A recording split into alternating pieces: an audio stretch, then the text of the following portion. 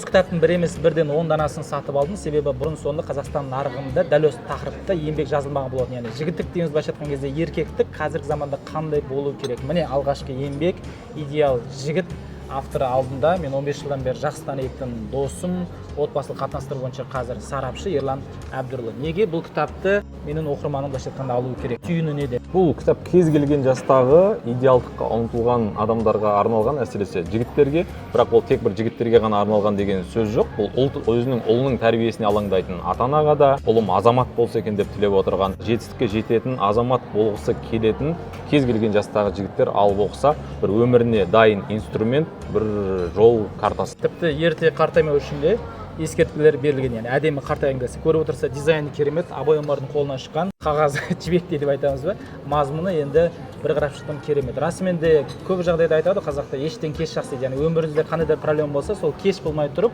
осы кітапты ертерек алып, соны түзеген абзал болатын шығар. Сілтемесін төменде қалдырамыз, әлде телефонда. Пайдалы білім болсын.